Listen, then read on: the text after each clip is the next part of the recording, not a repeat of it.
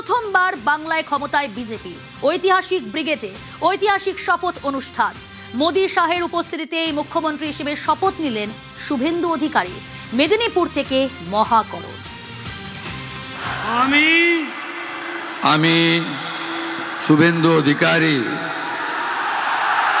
ঈশ্বরের নামে শপথ করিতেছি যে বিধি দ্বারা স্থাপিত ভারতের সংবিধানের প্রতি আমি অকৃত্রিম নিষ্ঠা ও আনুগত্য পোষণ করিব। আমি ভারতের সার্বভৌমত্ব ও অখণ্ডতা রক্ষা করিব। পশ্চিমবঙ্গ রাজ্যের মুখ্যমন্ত্রী রূপে আমার কর্তব্যসমূহ নিষ্ঠাপূর্বক এবং বিবেকসম্মতভাবে নির্বাহ করিব এবং ভয় বা পক্ষপাত, প্রীতি বা বিদ্বেষ রহিত হইয়া সকল শ্রেণীর জনগণের প্রতি সংবিধান ও বিধি অনুসারে ন্যায় আচরণ করিব।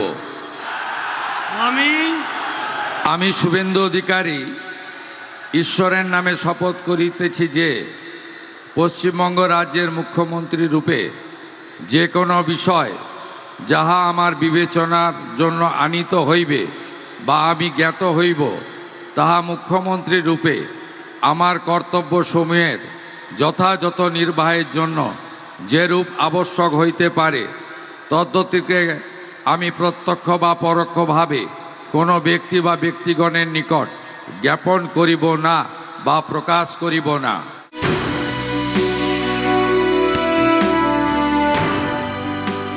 বাংলায় নতুন ভোর, পরিবর্তনের বঙ্গে নতুন জমানা শুরু।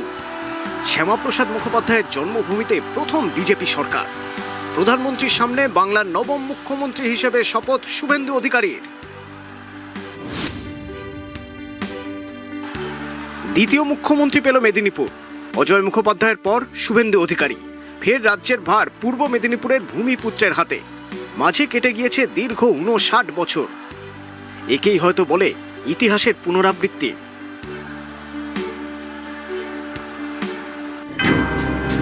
অজয় মুখোপাধ্যায় অবিভক্ত মেদিনীপুরের তমলুকের ভূমিপুত্র ছিলেন।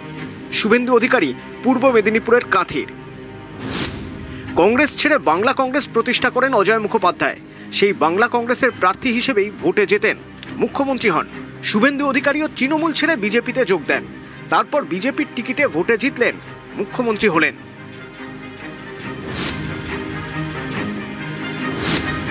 তৎকালীন মুখ্যমন্ত্রী প্রফুল্লচন্দ্র সেনকে তার ঘরের কেন্দ্র আরামবাগে গিয়ে হারিয়েছিলেন অজয় মুখোপাধ্যায়।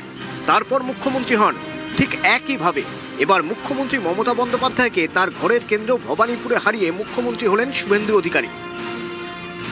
অজয় মুখোপাধ্যায়ের প্রসঙ্গ উঠে এসেছে মুখ্যমন্ত্রীর বাবা শিশির অধিকারীর কথাতেও। তবে অজয় মুখার্জি, সতীশ সামন্ত, কুমার জানার আশীর্বাদ এবং আমাদের পরিবারের এসব আছে। কেউ সন্ন্যাসী হয়ে যায়, কেউ বিয়ে করে না। এটা অনেক বড় পরিবার, সেই ট্র্যাডিশন ধরে ওর রিফ্লেকশন এসছে। এক সময়ের বিপ্লবের ভূমি এখন বঙ্গ রাজনীতির পাওয়ার হাউস। প্রায় 5 দশক পর ফের মসনাদে মেদিনীপুরের ছেলে। কাঁথির অনেকের কাছে আজও বুবাই। বাবা শিশির অধিকারী ডাকেন বুড়ি বলে। কাঁথির মনে পড়ে যাচ্ছে পুরনো সেই দিনের কথা।